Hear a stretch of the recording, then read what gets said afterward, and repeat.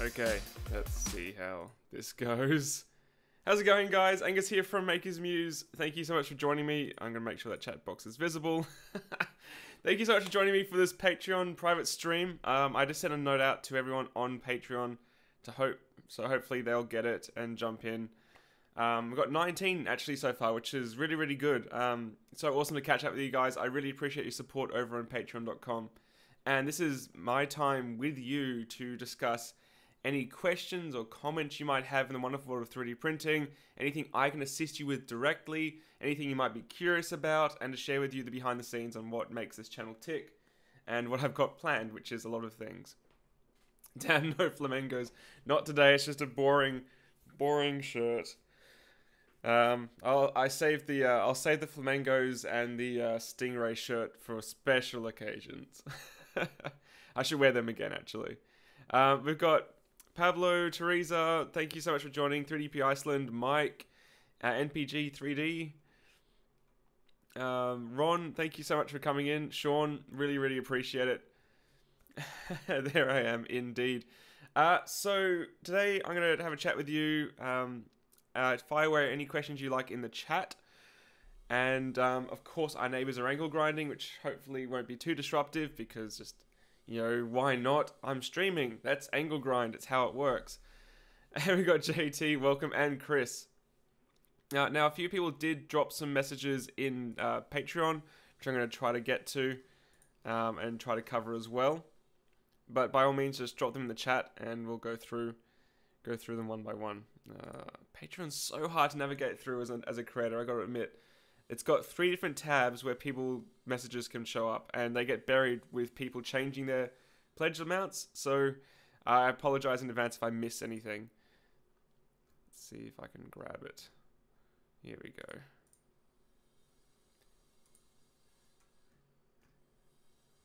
Cool. Kevin, my Robo's Z-axis detection is messed up. If I send it to you, will you fix it? I know you're joking. That's probably an easy fix though. If it doesn't detect, if you're not completely joking, if it doesn't detect it, it's probably a fatigued wire. If it's just not working at all. If you have a multimeter, you can test open. You can test for continuity. I just showed a cheap one. Oh my geez, what the heck? Sean, thank you so much. That happens. I forgot these were turned on this computer. Thank you so much for the $1.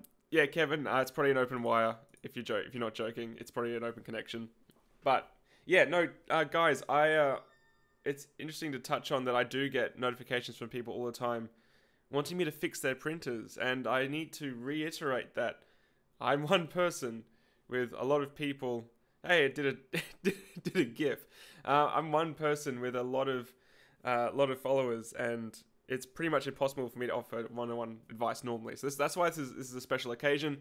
But I do get messages now on Instagram because I opened an Instagram account, for example, of people asking me legit that, like, can I send it to you? Like, no, you can't. I'm sorry. Okay, where did it go? Where's my posts? I'm just trying to, like, okay, here we go. Comments. Okay, so John Link was asking on patreon.com, over time, my E3D V6, the heat break tends to get seized into the heater block and won't unscrew. Any tips on how to get this off the heater block without wrecking it? Thanks.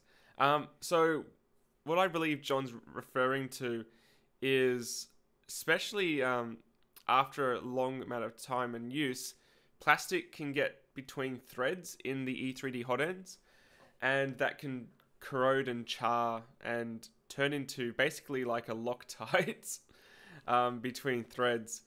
So a good tip for that is if you want to heat it up and try to unscrew it, that works well. Don't try to do it cold. Teresa, you don't need to donate $5, but because you can. Thank you so much for the A5 ass donation. But yeah, going back to John's question. Everything's making noise. You can heat it up, and that should hopefully that should hopefully let you release it. I know some people will sometimes even use like a high temperature grease between threads for anti-seize, like an anti-seize compound. I've never had to do that. Just keep in mind that any material that's like plastic between threads will usually char and burn. But it's also a thermal expansion thing. So you want the aluminium to expand, I suppose, not contract. So you want to heat it up. Hopefully that helps. JT, I have a flying bear. Could you please? Surprisingly, actually, the flying bear community is actually a bunch of really cool guys. And they take the piss out of me a little bit, saying like, yeah, we are masochists. But actually, to be honest, for a kit that needs a lot of work, they're actually really nice guys. And a few of them have made it a good machine, but they accept that it's a bunch of parts that need upgrading. But yeah, I think Flying Bear's forgotten that I'm in that group. Anyway, they're on holidays now for Chinese New Year. Doesn't really matter.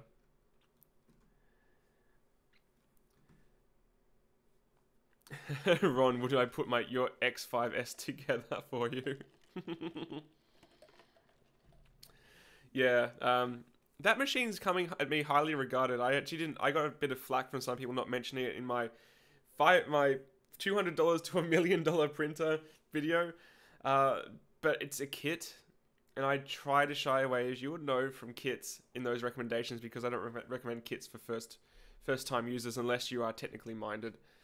And more often than not, they're not. Inkjoid, welcome so much to the chat. Really appreciate it. So, use WD-40 to fix it. You could use an anti-seize, a penetrating compound to free up the E3D, but it's probably going to be flammable. I wouldn't recommend that.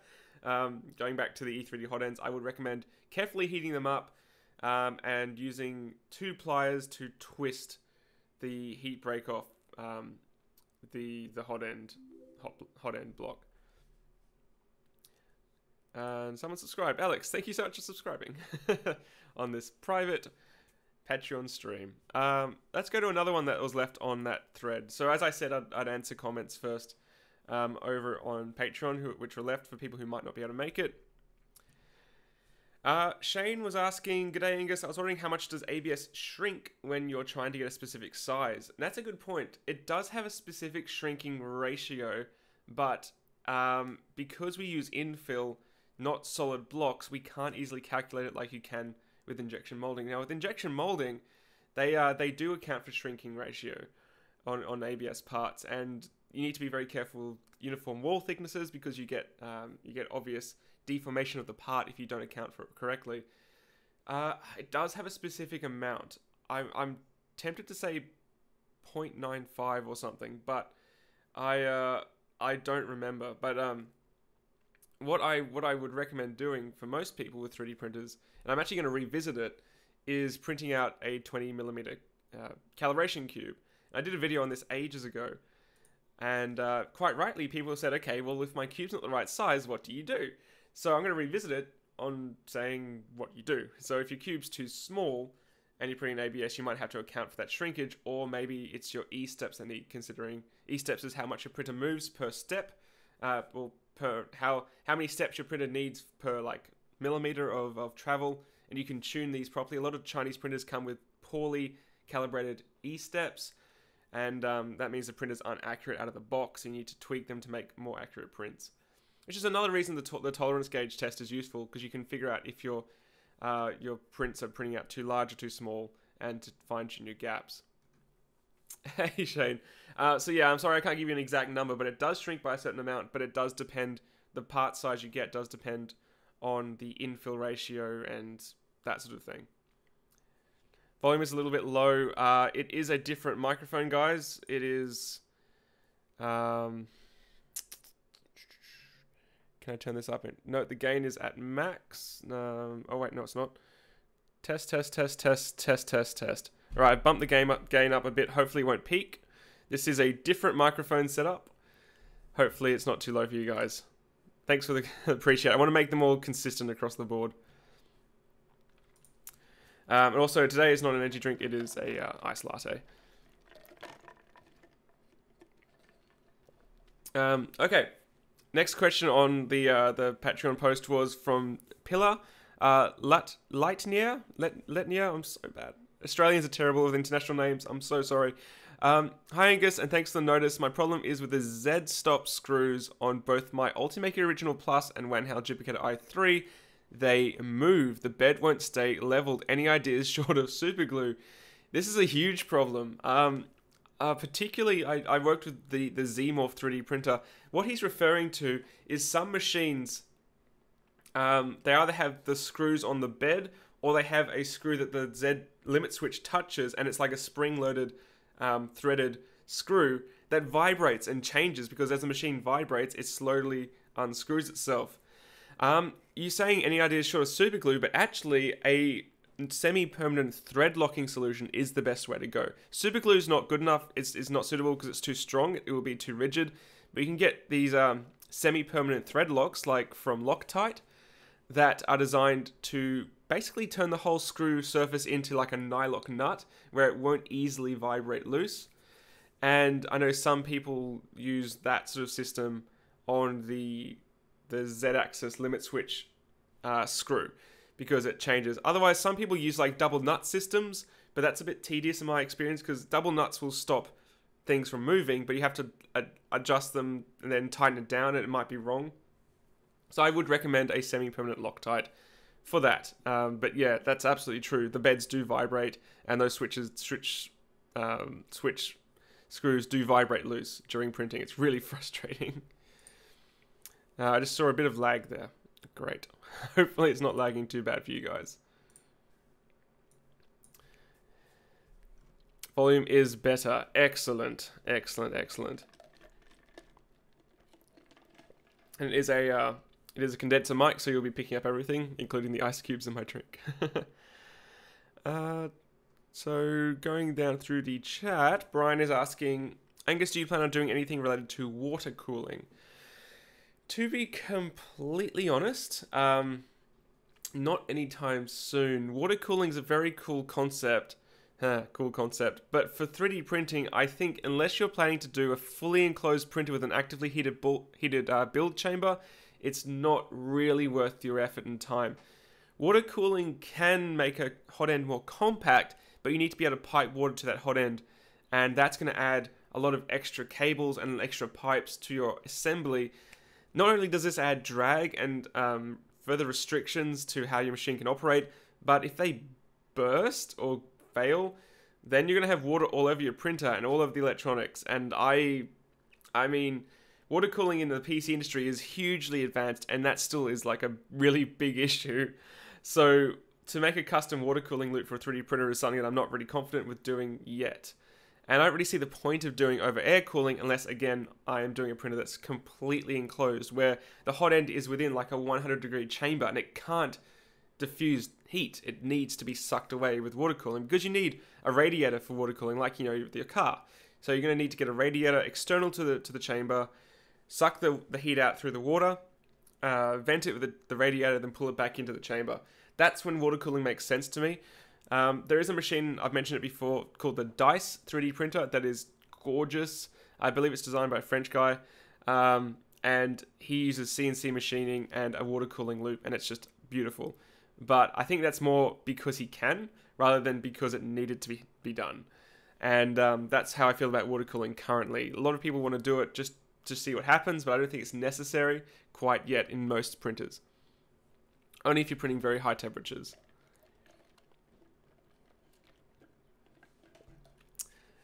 Cool. I'm glad to hear that's not lagging as well. I think there's a few more questions that were left. Just a note, guys, if you're watching this on Patreon and you want to jump into the comments, just click the video and go to YouTube, because that's where the chat is. Because I'm not getting updates from Patreon if you're posting things. Sven Olof Norman was asking, hi, I joined a crowdfunding some time ago for a Mark 42 heat bed, and they built a replica of the Mark, and he built a replica of the Mark II that's working well. Only problem I have is that my stepper motors are weaker than what Prusa uses. I have set higher current in the start G code, which I look into if I want to change them for stronger ones at a specific current. Is it only the torque rating of the motor, or do same torque motors have different reaction to the specific current? Yeah, it comes down to the motor's torque and also how much current you're feeding it. Don't be afraid to feed stepper motors a lot of current. They're designed to get hot. The trinamic drivers in the Prusa Mark III drive at a very high micro-stepping rate, which means you need to feed more current into the motors to keep them from losing steps, because micro-steps have much less torque than full steps, which is advantageous for accuracy and sound reasons, but disadvantageous for torque reasons. So stepper motors can get like too hot to touch if you want. So don't be afraid to ramp those up. You can get, you can change them for the trinamic drivers. I don't know what sort of stepper drivers you have. I am used to the cheapy ones, which, if I just grab an example from over here, which ones are these? So these are the ones that came with the Flying Bear Tornado, which are very loud, the 8825 MKS ones. But I'm used to having a trim pot to tune current, and I would just tune this up basically till you stop having issues. If you keep having losing steps after turning your current way up, it's most likely an issue with axes binding up. Perhaps your belts are too tight, or there's an axis that's skewed and it's causing resistance as it moves to one direction. I know I've worked with some printers where as the Z-axis moves up, it was like bowed. This is like really early on. And as it got to the top, the resistance would increase. So down the bottom, the prints would be fine. As it slowly got to the top, it would start losing steps in the Z-axis till it just jammed up completely. So that's what I would check first. And maybe consider upgrading to the trinamic drivers in future if you want. But I don't think they're necessary, to be completely honest.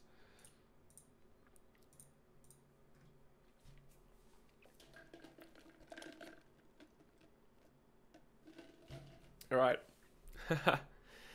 And someone was asking about 8-bit and 32-bit boards. That's a really good question, and something I haven't personally explored enough to fully answer, because I haven't really tested many 32-bit board control printers at all. Most of them are 8-bit. And to be completely honest, as Tom picked up in the Mark III review, that's an 8-bit control board. It's not 32-bit. And the Mark III prints pretty much incredible prints with lots of intelligence built in.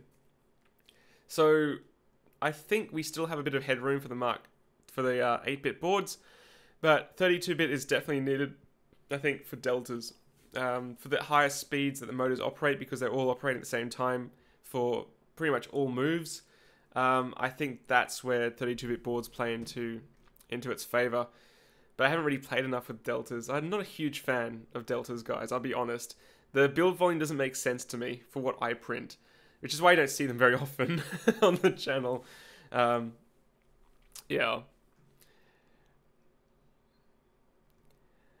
Anyway. Old Salty RC, just realised that I was on Patreon watching this, commenting way over there, so ignore my comments on Patreon. There you go, guys. That's why I said it. Don't worry about it, Old Salty RC. It's not a perfect system. YouTube is where the comments end up, because I can't see the Patreon ones. Right. Any more questions? There no doubt is. Chris was saying, add a message on Patreon about your passive income goals, not 3D printing related, so not for the Q&A. I'm happy to answer it though. I'll go find it in a second. This is basically just, you guys can ask me anything. It's almost like an AMA for Maker's Muse. It's definitely for you guys. I want to help out as much as I can in regards to what you're doing and what I do. Yeah, so Shivel's saying, from what I've seen, Cartesian style printers are fine with 8-bit. I would agree. I haven't seen any Cartesian that would benefit from a 32-bit board. I do want to see more machines with color screens. Like, again, the Craftbot Plus that I reviewed back in 2016 had the best screen and interface hands down, and that the response rate was due to the 32-bit board. Or was it 16-bit? It wasn't 8-bit, that's for sure. It was very fast and very, very quick and responsive. But that's the only real advantage of a 32-bit board in the Cartesian. Otherwise, if you just have the click wheel interface like the Prusas do, 8-bit seems to be fine.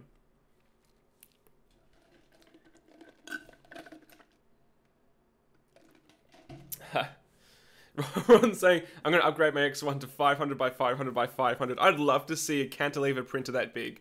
Like, can you imagine, guys, a beam that long unsupported? Like a cantilever that's supported on one end? That'd be nuts. That'd be absolutely hilarious. Oh, dear. So, I'm just going to jump back over to Patreon. Oh, I shouldn't have hit refresh. Now it's lost the spot. Okay. Comments.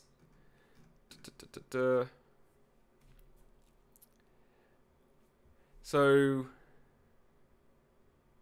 Wolfgang was asking, Heinges probably won't make it tomorrow for the live stream. That's all good. It's midnight in Germany.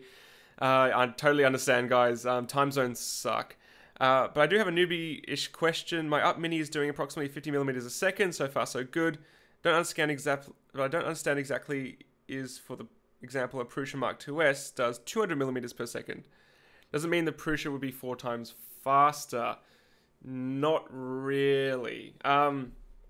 So there's a bit of a misnomer with 3D print speeds that, you know, oh, this machine's 200 millimeters a second, it's way faster. But realistically, modern slicers don't just belt around at 200 millimeters a second because you get crap prints.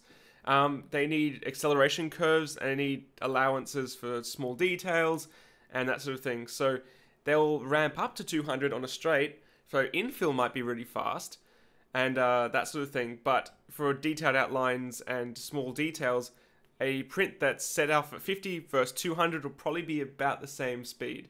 But if it's a big cube, for example, then absolutely, like 200 millimeters a second versus 50, the 200 millimeters per second will finish quicker. There's no doubt about it, because it's just doing big straight lines. But details is where the slicer will intentionally slow down the print speed. Also, if an area needs cooling, like peaks, most slicers have a minimum time that a layer needs to cool, and it will wait between each one. So it doesn't matter about your speed, it'll still wait the same amount to go back between those layers. Otherwise, you imagine printing 200 millimeters a second, like really, really, really fast, you're just going to get a blob of molten plastic. It's not going to work. So there's a bit of a misnomer. Also, the Up printers are weird. My theory is that the Up and the Cetus, because they're owned by the same company, have really high microstepping because the motors get very hot. So they run really fast, but really hot. So although their slicer doesn't tell you exactly how fast they run in the fast mode, it's pretty quick. The Cetus on fast and the Up Mini 2 on fast is one of the quickest printers I have, especially if you print at 0.25, right, which is nice and rough. Anyway, that's my I guess heads up on print speeds that manufacturers quote. Also, manufacturers are sort of shying away now from it, but like quoting printer accuracy as like the minimum layer height they can achieve.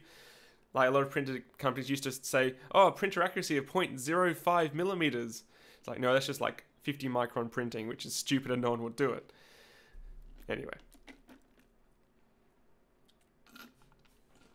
TurboChip's asking the issue with Mark 3S and Octoprint. I haven't heard that yet. I haven't run my Mark 3, sorry, not Mark 3S. There's no Mark 3S yet. I haven't run my Mark 3 on Octoprint yet, but I will look into it.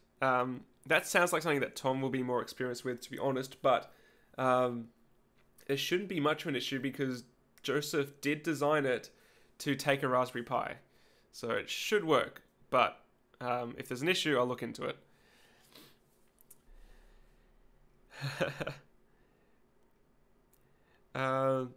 Kevin's saying, dude, I'm super happy to see where your channel has come, man. I mean, it was like 2015 or something when I ran into it. I'm so proud. I remember you, Kevin, when you ran into the channel. I really appreciate it. You're one of the early subscribers, and I really appreciate you joining in here. Because, yeah, it's really crazy where it's come from. It was just a hobby, and now this is a full-time job, and I absolutely love every day of it. It's interesting working for yourself, absolutely. But it's hello, and Lady Muse is skulking. Skulking in her own house. No, I wouldn't change it for anything else. I've got these sheets of paper just all over the shop with stuff. It's with plans and things. Hi Angus, I'm in Picton. I just got the second-hand CCT modding it already. Have I given away that press fiber plate yet? Someone did ask. I don't know if it was you in Picton. I need to get back in touch. I will just mail it to you. If you are the person who already asked in Picton who wanted it, I'll just mail it to you. That's fine. Okay, TurboChip's saying that's for the Raspberry Pi Zeros. I'm talking about USB over a regular Pi 3. I don't know, actually. That's interesting. I'll look into seeing if Octoprint has an issue. I don't see why. I mean, tethering over USB should not be different to the Prusa Mark III, but I will definitely check it out, TurboChip. That's an interesting issue. Ron says hi. She says hi too. She's having a great time on the channel, guys. I know the last Saturday video stream we did was just a bit chaotic, but she's really enjoying getting into it, and Lady Muse will be doing her own content soon enough. Nothing to do with 3D printing, though. She's an illustrator, and it will be illustration-based, and also probably cooking-based, because she does gluten-free cooking.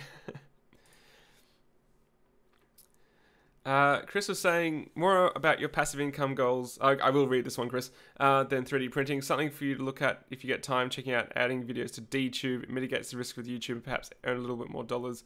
It's like YouTube, but you get paid in crypto when people upvote. Yeah, I have been suggested DTube by a few people. I am, to be completely honest, very skeptical because of what happened to VidMe last year. Everyone was like, VidMe's the future of 3D printing on YouTube, on the internet, on videos, and then VidMe just folded. And I'm also skeptical of crypto because of all the stuff that's been going on. So I will be completely honest. I'm probably not going to pursue it, but a lot of other creators are probably interested. I will keep a keen eye on it. My focus for passive income in 2018, as you probably have guessed, is producing more files that have value add and producing more educational content like ebooks. Because a lot of people sort of seem to assume that YouTube AdSense makes you, like you have 200,000 subs, you make $200,000. That's not the case in the slightest, which is why I really appreciate you guys being here. But yeah, I'll keep an eye on DTube for sure. Crypto is something that I find interesting, but it's not something I'm feeling like I want to engage with it directly quite yet. The donations for crypto are more of an interest thing rather than me actually pursuing it full time. Well, as a large percentage of my time. Pillars saying you do a great work online, Angus. Thanks for being an inspiration for me. I've now built a home makerspace. That's awesome. So cool to hear. Someone was asking as well about the makerspace project. Sorry if I missed it. Reed was asking. Okay, so on the $500 makerspace series, are you going to do a guide on getting that Chonksy up and running, not just a basic level, but tweaking it need to get it as good as it can be? I want to.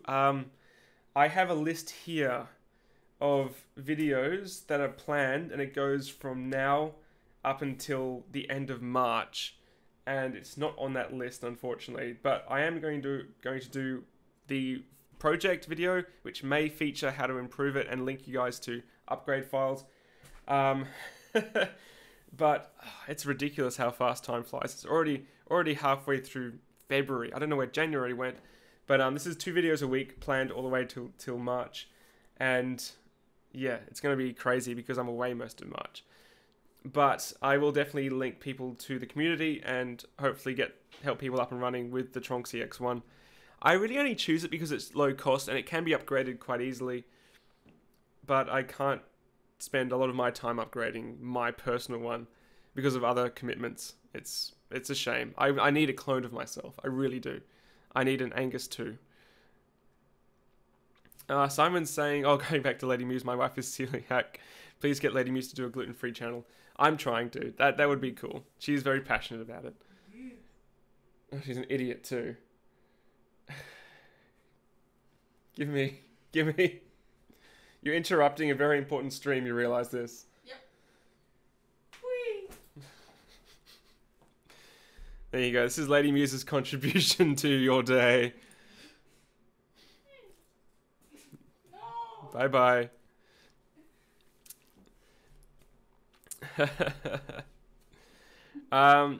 Ron's saying, owning your own business is a better kind of stress, though, being there. It is a better kind of stress, absolutely.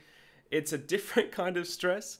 You take everything into your own hands, so you'll be spending like a day during the week just chilling, and then you'll be spending a weekend stressing out getting videos out because that's when everyone wants to watch videos kind of thing.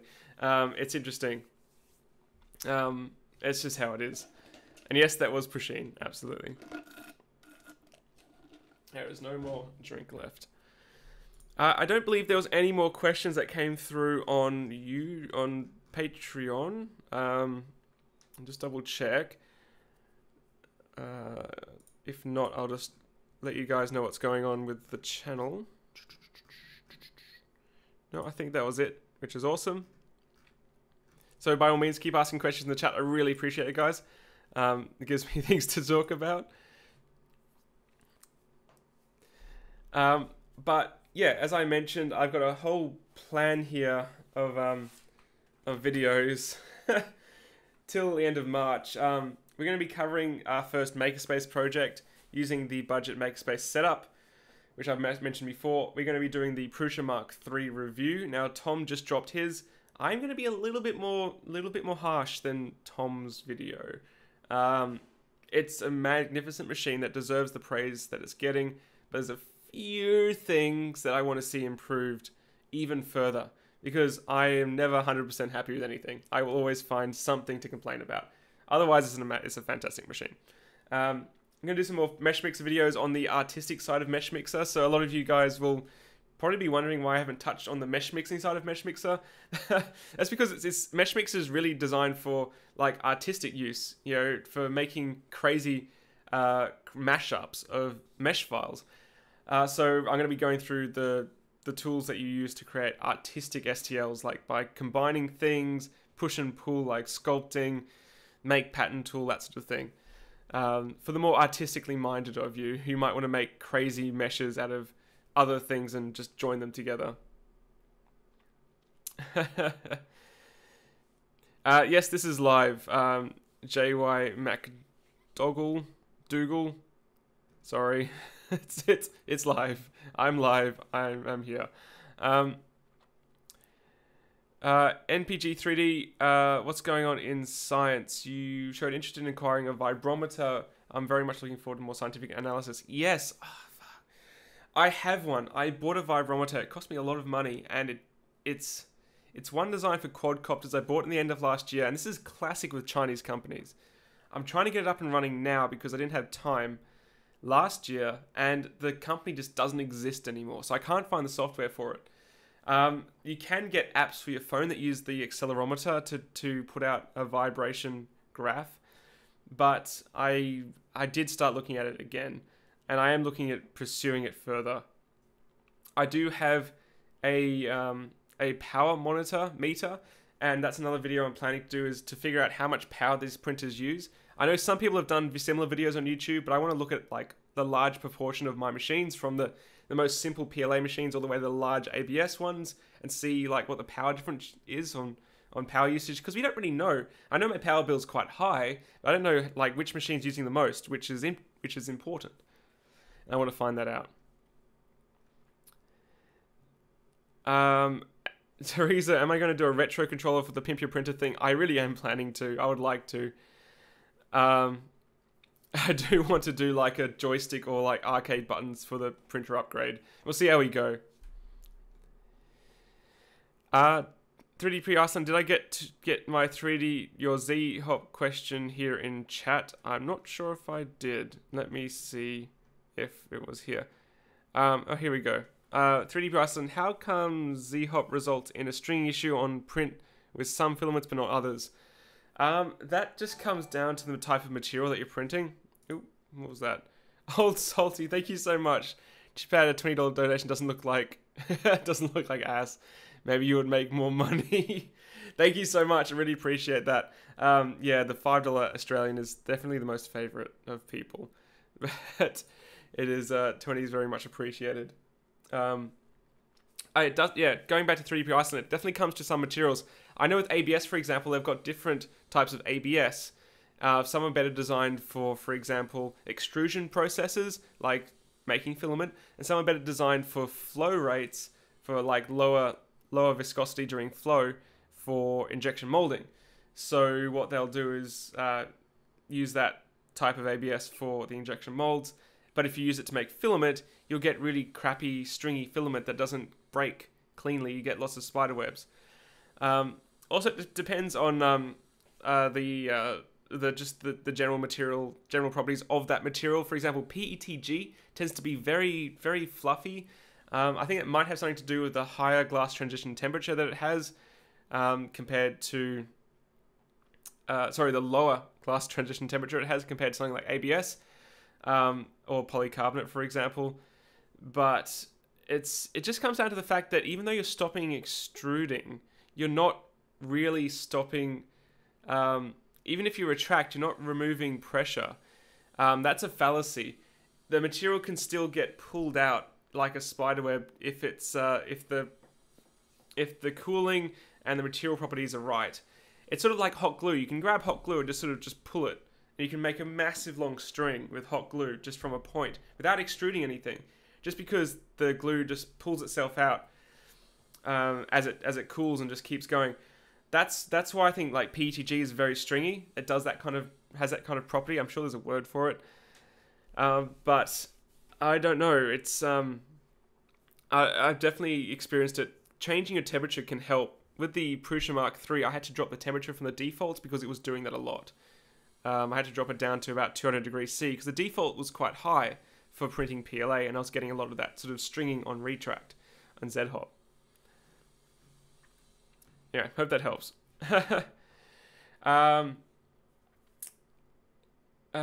Reed is asking, is there any hope for making a dimensionally accurate printer with home FDM at small scale? Specifically, a 1.2mm hexagonal rod extending from the end of a mouse wheel. I don't see why not. Most printers can manage that. Just allow for tolerances.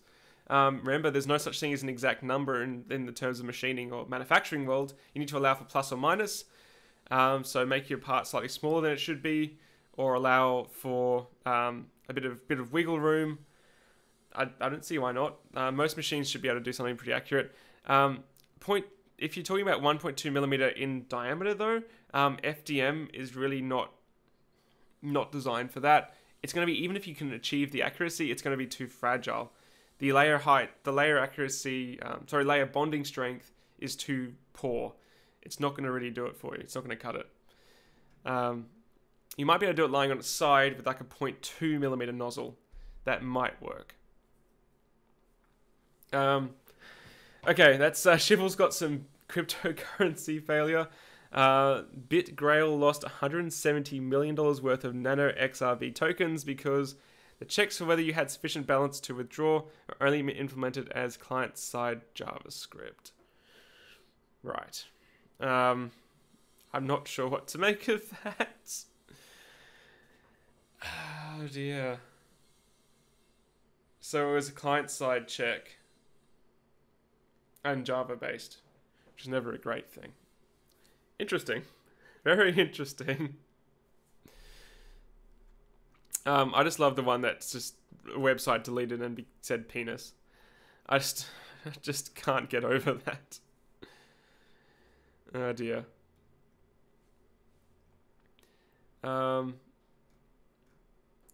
Yeah.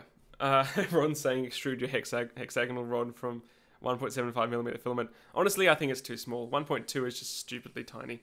I don't think you'll achieve it. I didn't actually realize in my head how small that was. JY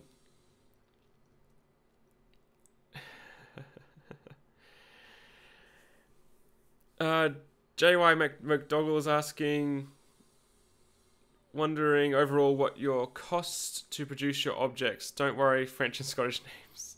Technically, I should be able to produce Scottish names if my name is Angus, but I don't because it was just chosen.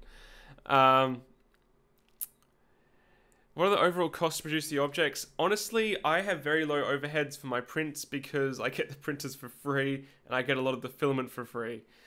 So I'm not really someone to go off the overhead estimates, but for example, a roll of filament from Aldi was $35 Australian. Let's assume that's about 25 US for a kilogram of filament, and a regular model or part, for example, like this tolerance gauge. This only has like 30 grams of filament max. So if you break it down, a kilo of filament at $25. What is that per cent? That's, I'm so bad at decimal points at this time of day. 2.5 cents a gram. Is that right? 2.5 times. Nope, that's 25 divided by 1,000. Yeah, 2.5 cents. Yeah, shouldn't doubt myself. So use that to work out if you want to figure out a rough cost. What we used to do for our estimates when I worked in the industry is we'd have a spreadsheet and we'd have a markup, a minimum markup, and we'd have our expense cost and our labor cost, and we'd work out how long a print would take roughly and how much material we'd use, and then add our multiplier. Usually 300% would be like a minimum because you're expecting prints to fail and it's not worth your time otherwise to do less than 300% markup, honestly, on 3D prints. And then I'd have a minimum startup cost of like $20 to make it worthwhile. Otherwise you're doing it just out of altruism. But that's a good way to figure out, using a spreadsheet, how much your material costs are. Without going too much into detail about setup costs and power usage and that kind of thing. Robbie Mack, what sort of infill do I recommend on the new tolerance test? Honestly, I use defaults. You can use 15% is fine, 20 probably okay. Really, it's the wall thickness you want to care about, 3mm on the outside and top and bottom minimum.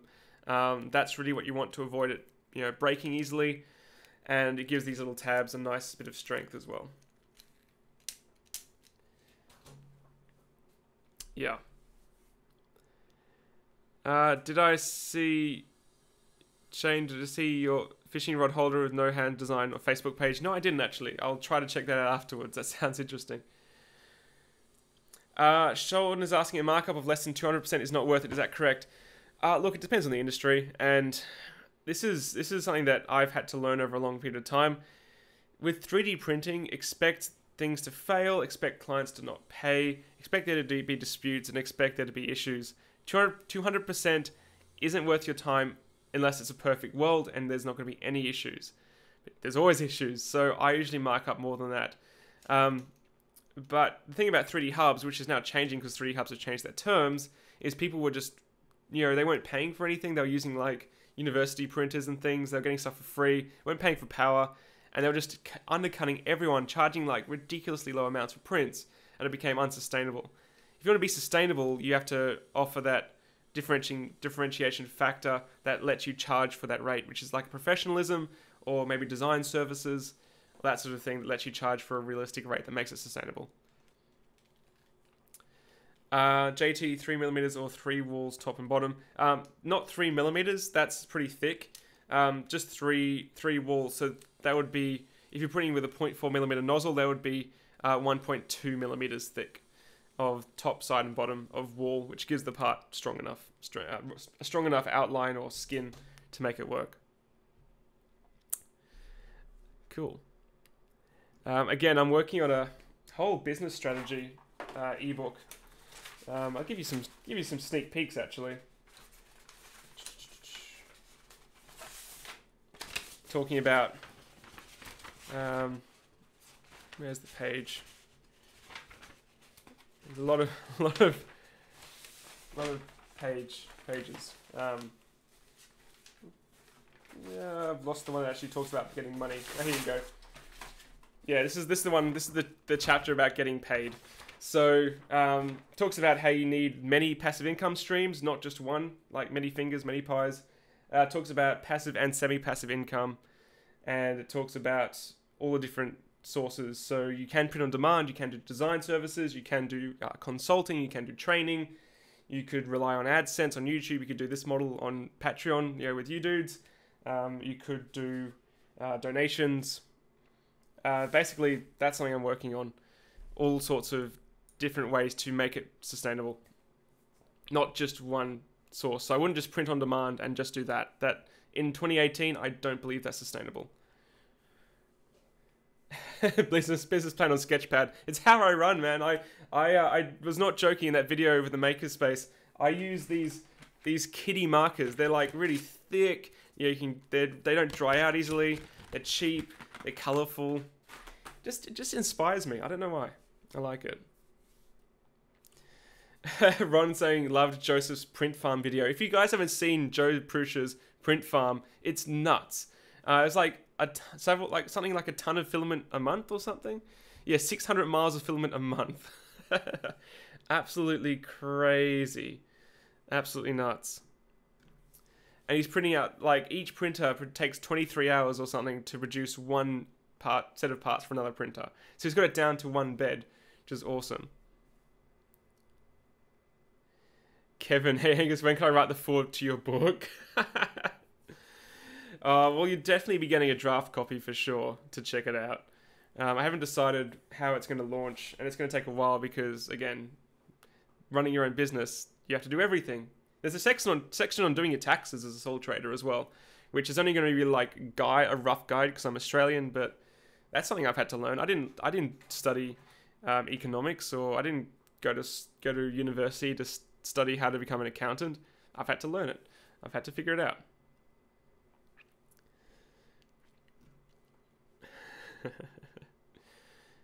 Yeah, Joseph now has 300 printers in his print farm. It's absolutely bonkers. I don't know if it's the largest print farm in the world, but it's probably close. It's crazy. The power that he uses in that must be pretty astronomical, actually. Alright, I don't think there's any questions I've missed. Just close that. Yep, okay, that's cool. Don't think I've missed anything on Patreon. So, as I've mentioned, guys, heaps of stuff coming up on the channel. March will be very disruptive because I'm getting married, just quietly, and most people know now. So, most of March I'll be away, actually. So I have content planned to drop then, but I will be a little bit quiet during the period of March. Then we come back on April full swing and get into it. There is a tentative plan for an event towards the end of March in Melbourne.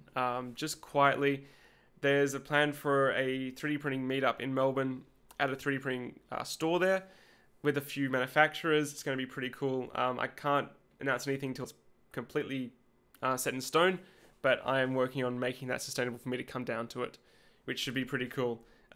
Because there hasn't been a good meetup, and I know I said I want to do something in Sydney. I just don't have time. I don't know where the January's gone. I don't know where half of February's gone, and I'm off to Perth very shortly. So, sorry, I don't know where the time has gone at all. Thank you so much for the congrats, guys. I really do appreciate it. It's been 10 years in the making. We're not exactly rushing into it, but it's just a title, and I'm really happy that she's now part of the channel. She's always been driving the channel, let's be honest, but now she's part of the streams, and you'll be seeing more of her own content as well. If you don't follow her already on Twitter, she does illustrations and stuff. Good way to get Lady Muse to do an illustration is give her a stupid, ridiculous idea that she can't resist drawing. She just absolutely loves that. Shivel's saying, I'd love to see something in Melbourne. Might get me out of my room. Absolutely. It would be towards the Docklands, and it would be a weekend event. And it would have 3D scanning demonstrations. It would have free filament giveaways, and me probably doing a live stream and a Q&A and a meetup, which would be awesome. So keep an eye out. I will definitely announce it on the channel. I think we made Angus blush. No, you did make me blush. I'm very happy. So, yep, I am very, very happy with how 2018 is going. I cannot thank you guys enough. It's been a really interesting start of the year with, I don't want to mention it, but the whole Logan Paul thing, vloggers and things, not to mention the end of 2017, 2018. There's always what's called the January slump. That's been exceedingly harsh this month. So mix that with wedding expenses, and you can see why I really appreciate everything you guys do. And it's really, really, really does not go unnoticed. So if you have any questions at all about your printers or any sort of tips, anything like that, it is your duty to inform me of those questions, and I will answer them because I would love to help you out.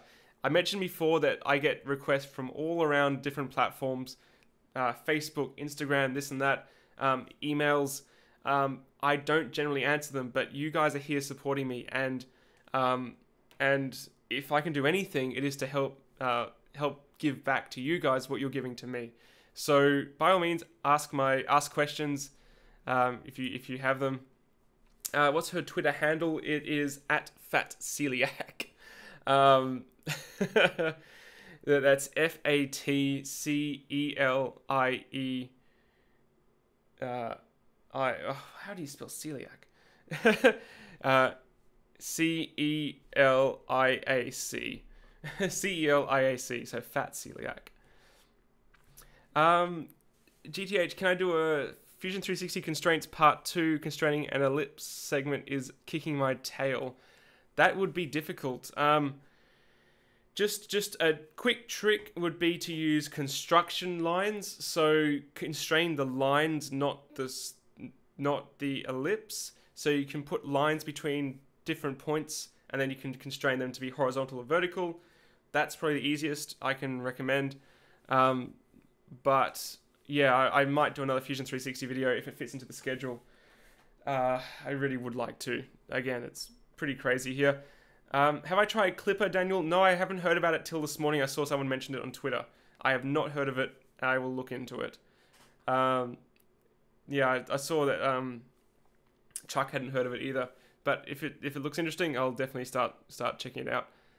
Teresa, do I have a profile for Simplify 3D for TPU? I do not directly, but I have the video on printing flexible materials, which is done in Simplify 3D, which will help you tune one for your machine. I do have my own for like the Flexion extruder, but that's really specific hardware. NPG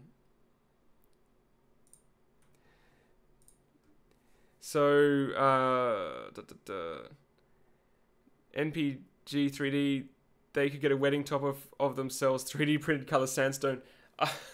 Okay. I just to finish up, guys, before we finish up, I've been watching Dragon's Den. I really enjoy it, and there is an episode on Dragon's Den which is of 3D printing selfies. Let me figure out which episode it was. I will recommend you to watch it. Dragon's Den. There you go. It was season 14, episode 3. So series 14, episode 3. It's the first pitch on Dragon's Den UK. And it's a pitch for 3D printed selfies, 3D selfies, or mini-me's as they're otherwise known. I highly recommend going to check it out. It's on YouTube if you've got nothing else to do. It's a disaster. It's so funny.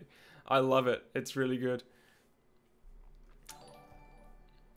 Oh, geez. Holy shit! Shit, well, you don't need to do that. Oh, man. I'm going...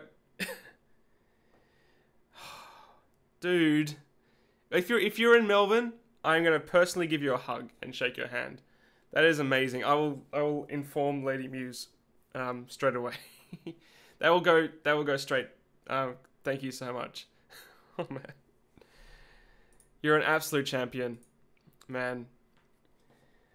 I won't lie, weddings are expensive, but thank you so much. And Teresa, thank you so much as well. I love you guys so much. You are the reason I keep making this sort of content. It can get a bit draining sometimes with the comments on YouTube, but never from you guys. Never. You're amazing. Thank you so much. Oh man, Brian is asking, have you seen Richard Holmes' Master Spool Initiative? Yes. Again, I really want to touch on that as well. There's so many cool things going on. It's nuts. Rich Rap, champion in the 3D printing space, been around since forever. His Master Spool concept, if you haven't seen it, is the idea of a spool that you 3D print once and then you reuse with spools of filament that just clip in. Like rolls of filament that don't have a spool and you just clip in and let them go. I am absolutely keen to try it out. You're absolutely right. I should test it, check it out, because I really want to check out more sustainable things on 3D printing this year. I think we're a bit beyond printing knickknacks. I mean, printing stuff like this is useful because it's a test, but I'm a bit beyond printing another Groot or just thing that doesn't have a purpose beyond testing printers. So that's really cool. I think reusing and recycling, that's awesome. Yeah, thank you so much, Shivel. You're an absolute gem. Absolute gem. And yes, weddings are expensive, Teresa. Um, NPG 3D lol, that technology is dead compared to how much it was hyped. I'm scared to watch the episode. Watch it. Watch the episode because it's the same CEO as iMaker. It's the same CEO. It's interesting. Not going to give it away though. Man. Yeah. Well, hopefully this will be the only wedding. You only get married once in theory, and I really do appreciate it. we call it a scandal, selfie candle. Yep. That's the episode. That is the episode. Oh man. All right, guys, I'm gonna call it there. This has been so much fun. I love catching up with you guys. It's actually my favorite time of the week. I won't lie. I love doing the stream with Lady Muse, but this is just like chill, quiet, and I'm actually really enjoying the direction Makers Muse Live is going because the streams on the main channel are just full of crap, and you know it's usually me just answering you guys in those streams. I'm just filtering through this crap. And I will probably do some streams on that channel again, but John Ivek Mac, it's MacDougal. Thank you so much for the $5. I really appreciate it. I didn't see the message. No, Streamlabs. It doesn't last long enough. As I was saying, like on the main channel, I might do streams in future for major events, but like really, when it boils down to it, I'm chatting with you guys because you came over to the main. It came over to Makers Muse Live to catch up. So I'm actually really enjoying the format. It's really, really enjoyable. I can engage. It's less stressful. There's less, there's no trolling, actually. I haven't really seen any trolling. Dashboard. Looking forward to other live streams in the future. Thank you so much. And yeah, I really enjoy it. So guys, I hope you have an absolute fantastic Monday lunchtime or Sunday evening, whatever time it is there, and have a fantastic time, and I look forward to seeing you again very shortly. Again, March will be chaotic. I'll keep you updated on the Patreons, and I look forward to seeing you again very shortly. See you later, guys. Bye bye. Yes, and also on the other channel I can't swear. Here I can swear as much as I like. Have a flipping great day. Oh dear. Alright, see you guys. Bye.